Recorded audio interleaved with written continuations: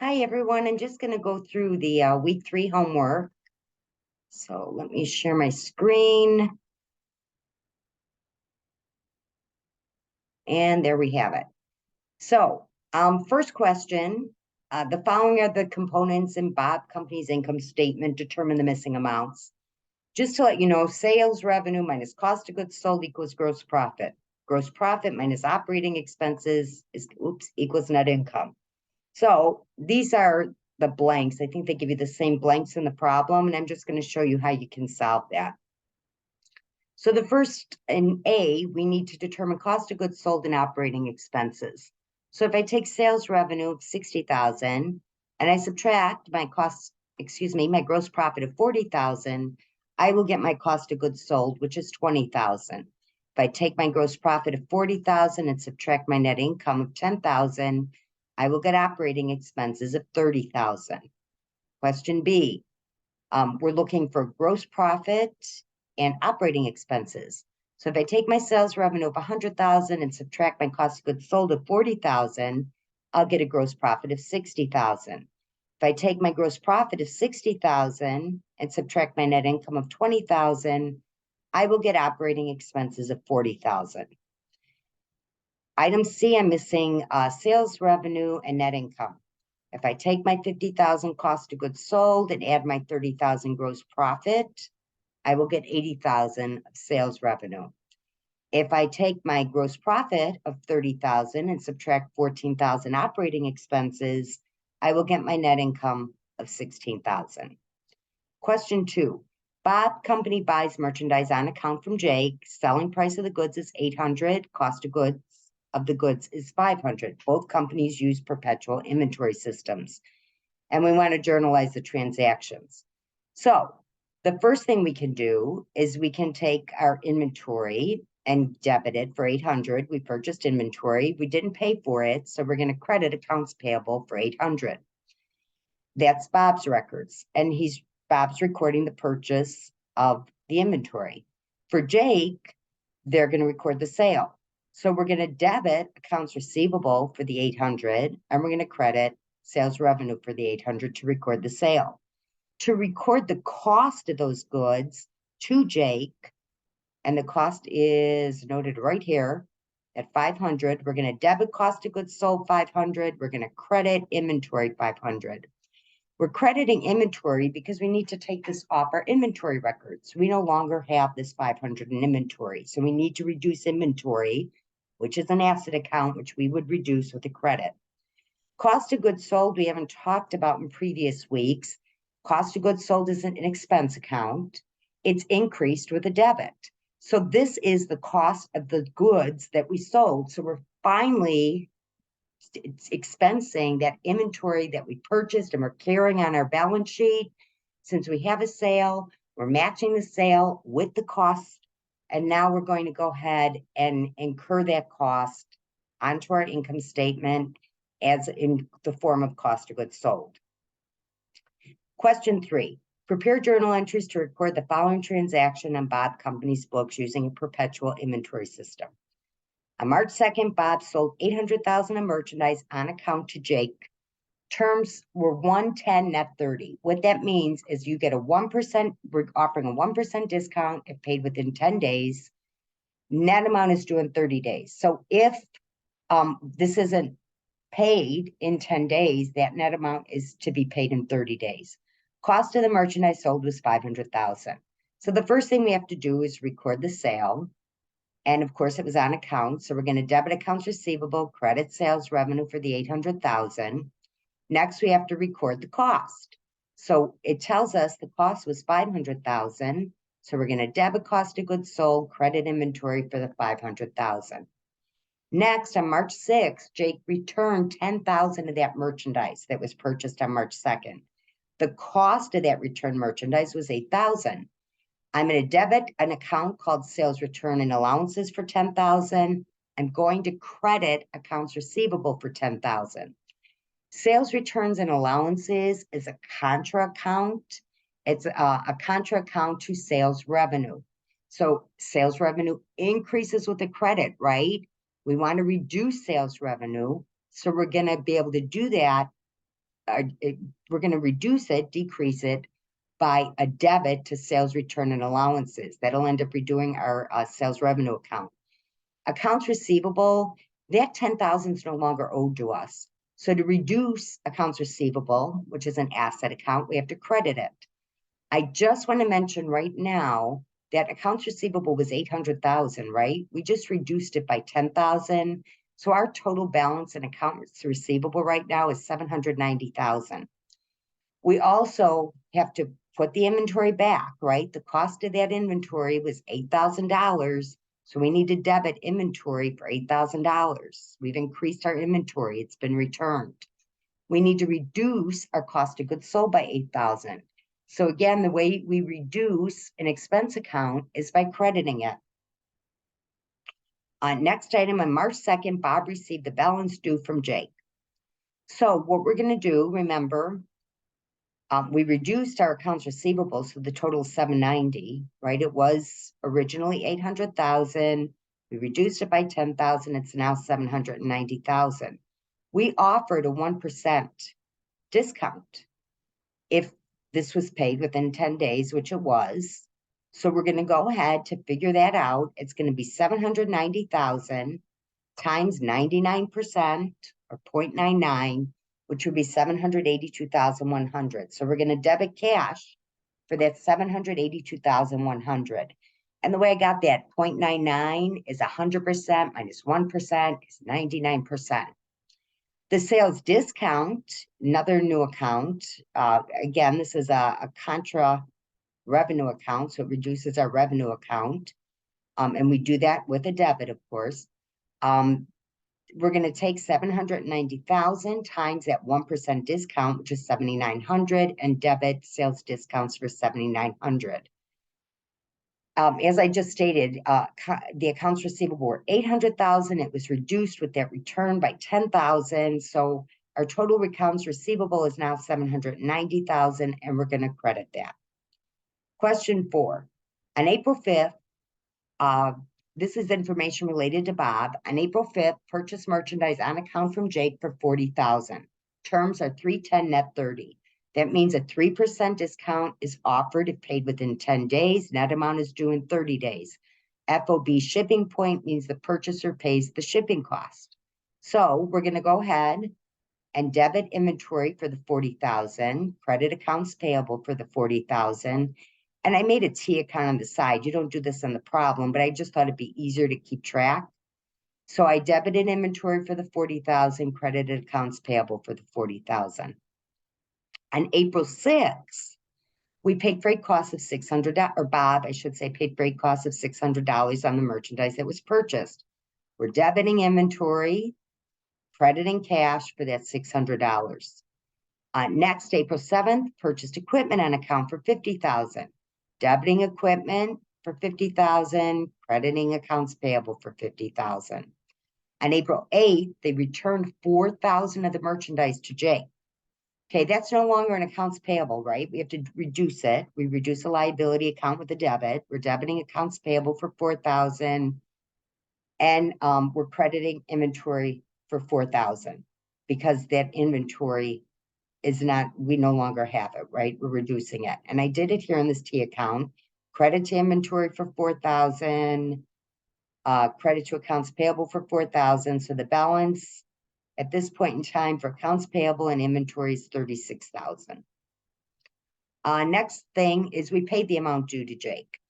So did we pay it within the discount period? Yes. So we get the discount. So we're going to credit accounts payable for the balance in accounts payable, which is 36,000 at this time. We're going to have to reduce our inventory. Our inventory shouldn't be counted as 36,000. We're getting a reduction in our costs, or a discount, I should say, for paying this within that prompt payment discount period.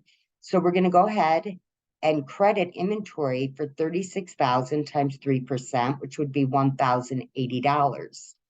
Then to pay our cash, we're going to go ahead and take the 36,000 times 0.97 or 97%, which is 34,920. The way I figured out that 0.97 is 100% minus a 3% discount would be 0.97. The other thing I want to mention, you could get different discount rates in your problems. You could get 3%, 2%, 1%, whatever it is, just use the discount rate you're given.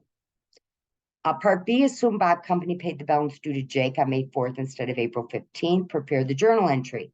Well, if that occurred, Bob's no longer getting a discount. So Bob would debit accounts payable for that full amount, that $36,000, and credit cash for the $36,000. Question 5, presented below is selected information for Bob. And what we want to do is prepare a multi-step income statement. And these are all the accounts we have. So this is the heading for it. We're going to start with sales. First item is sales revenue. Our sales revenue is right here, $90,000. Then we want to use sales returns and allowances, which is right here, $5,000, and sales discounts right there, $1,000. If we add the $5,000 and $1,000 together, we get $6,000. Our net sales are the $90,000 minus the $6,000, $84,000. Then we need to subtract our cost of goods sold, which is right here, $50,000. $84,000 minus $50,000 gives us our gross profit, which would be $34,000. We next have to account for our expenses, or our remaining expenses. So we have salaries and wages, $20,000, which is right here. We have rent expense, $2,000, right there. We have freight out, $500, which is right there, and insurance expense, $10,000, which is right here. So if we add these 4 items together, we would get $32,500. That's our total operating expenses. If we take our gross profit of $34,000, subtract our total operating expenses of $32,500, we get $1,500. The next thing we want to do is compute the gross profit. To do that, we take our gross profit divided by our net sales. Our gross profit is right here, $34,000, divided by our net sales, which is right here, $84,000, and we're rounding it to 2 decimal places, would give us 40.48%. For question 6, I just want to mention this. There's different ways to do this.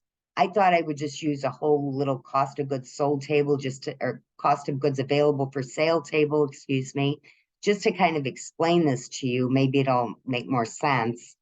But just so you know, your cost of goods available for sale, in the end, either end up as cost of goods sold because you sold the inventory, or it ends up as ending inventory because you didn't sell the ending inventory.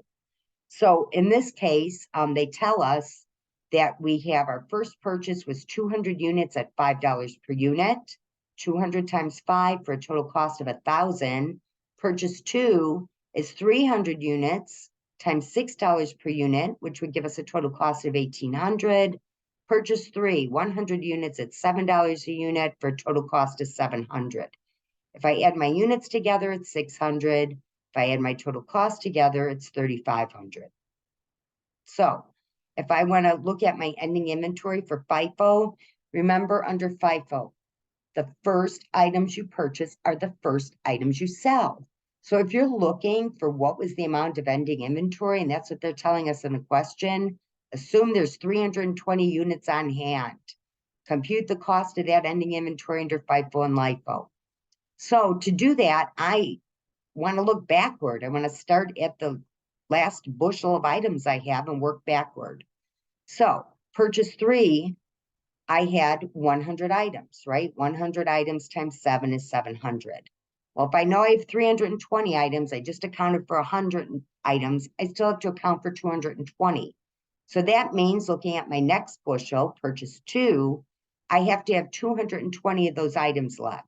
So 220 items at $6 per item is a total of $1,320. If I add 700 and 1,320 together, I get 2,020. LIFO, remember, it's the last items I purchase are the first items I sell. So when I want to look at this, I want to start at the beginning, right? So I'm going to look at, because that's what would be remaining. That's what I didn't sell. So the first set of items, I have 200 units at $5. So 200 units times $5 is 1,000. I've accounted for 200, but I have to account for 320. So the next 120 items are going to come out of the second bushel that would be left. So that means I have 120 of those items left at $6 per unit, which is $7.20. If I add 1,000 plus 720 together, I get 1,720, and that's where I put the amounts in. Question 9. Bob had 200 units in beginning inventory at a total cost of 1,000. The company purchased 100 units at a total cost of 800. At the end of the year, Bob had 60 units in ending inventory, and we're looking for the cost of goods sold and ending inventory under FIFO, LIFO, and average cost. So again, you could set this up in a number of ways. This is just the way I set it up. But I have my beginning inventory, 200 units. The way I figured out the unit cost, they told us the total was 1,000, right? Right here, it shows total is 1,000. $1,000 divided by 200 units, I mean, the cost per unit was 5. Same thing with the purchase. I had 100 units. My total cost is 800. 800 divided by 100 would be $8 per unit. So my total units are 300. The 200 and 100 added together, total cost is 1,800, the 1,000 and 800 added together. To determine my ending inventory under FIFO, again, FIFO means the first items I purchase are the first items I sell. So in my ending inventory, you want to start at the end and work it backward. So what I have here, if I look at this, I have 60 items left. That's what it told me in the question. I had my 60 units in ending inventory. So under FIFO, I'm going to look at this first bushel being sold, and part of that purchase was sold. So what I have left is part of this purchase amount. So I have 60 items left at $8 per unit for a total of $480. That's my ending inventory. They also want to know my cost of goods sold, so my cost for what I sold. Easiest way to do this, because everything in cost of goods available for sale is either ending inventory or cost of goods sold, I just take that total cost, 1,800, minus what I just determined to be my ending inventory, $480, and that gives me $1,320. And I filled that in right here. And again, if you added 1,320 plus 480, you'd get 1,800. LIFO, to determine the ending inventory, I've got 60 units left. Remember, LIFO, last items I purchased are the first items I sell. So what I'm going to have left under LIFO is this first bushel, right? My beginning inventory, some of it, I should say. I already sold that purchase. I sold that. So what I have left is not all of it, but I have 60 units left at the beginning inventory. So 60 units times $5 would be 300. Cost to determine my cost of goods sold, again, taking my total cost of 1,800 minus the 300 of ending inventory, and that gives me 1,500. I've got that right here. Cost of ending inventory, 300, cost of goods sold, 1,500. Last thing is average cost. To determine my average cost per unit, take my total cost, 1,800. I divide it by my number of units, 300. That means my average cost per unit is $6. I have 60 units left. So 60 units times $6 is $360. And I put that here. That's the cost of ending inventory. To figure out my cost of goods sold, I take the total cost, 1,800, minus my ending inventory, 360, and that gives me 1,440, and I put that right there, cost of goods sold. And again, there's different ways you can do this. This is just one way. I thought maybe it would be easier to look at it using this way. Question 10, last thing. Bob Company has 10 TVs on hand. At the balance sheet date, they cost $220 each. The net realizable value is $200 per unit. Under lower of cost or net realizable value basis of accounting for inventories, what value should Bob report for the TVs on the balance sheet? Well, under this method, he's going to report the lower, the net realizable value versus what it shows on hand. So we're going to use a net realizable value, which is 200 per unit, because that's lower than 220 per unit. So 200 times 10 units is $2,000. And that is it. If you have any questions, please feel free to call me. I hope everybody has a wonderful week. And again, questions, please call me or shoot me an email. I'm more than willing to help. Bye, everybody.